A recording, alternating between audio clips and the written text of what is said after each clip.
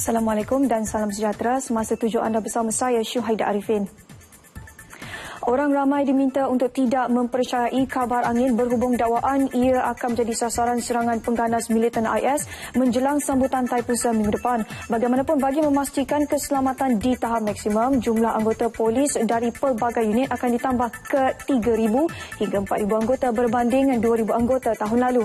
Pihak pengurusan Kuil Sri Subramaniar Batu Caves bimbang dengan penyebaran kabar angin berkenaan. Ia akan menjejaskan kehadiran penganut Hindu dan pelancong asing ke Batu Caves yang menjadi ikon pelancongan negara.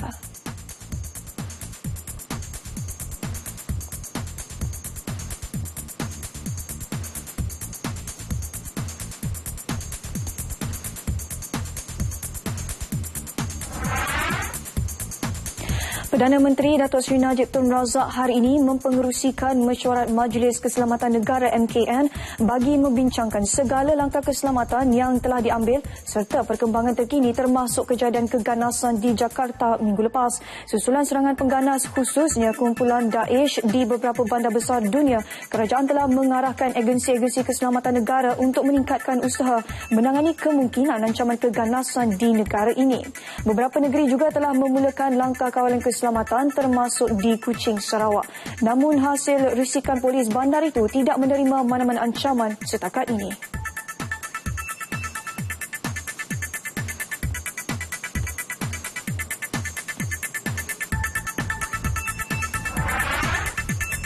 Sementara itu, di Bali, Indonesia, polis memperketatkan lagi kawalan di pintu masuk pusat peranginan terkenal itu. Ia susulan daripada sepucuk surat ancaman yang diterima pejabat daerah Buleleng mendakwa akan berlaku serangan bom di kawasan peranginan tersebut.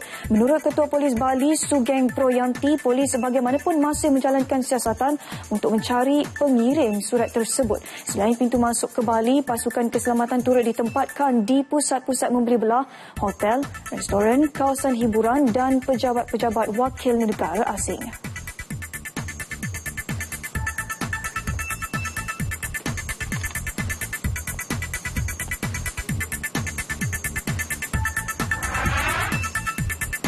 Polis Pulau Pinang merampas lebih 500,000 pil Airmin 5 dalam satu serbuan kargo lapangan terbang antarabangsa Pulau Pinang.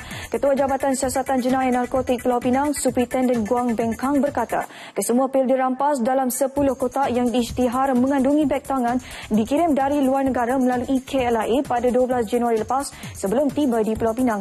Keesokannya, pekerja kargo yang curiga dengan kandungan kotak berkenaan membuat laporan polis. Selepas 5 hari ia tidak dituntut ejen. Polis kini masih mengesan suspek terlibat.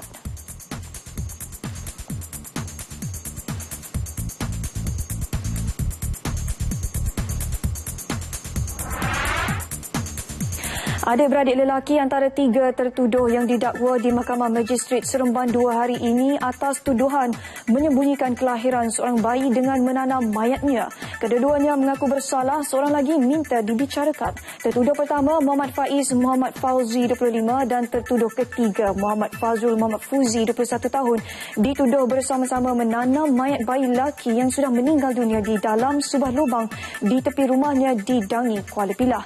Mereka dijatuhi hukuman 12 bulan penjara dan RM5,000 atau sebulan penjara sekiranya gagal membayar denda tersebut.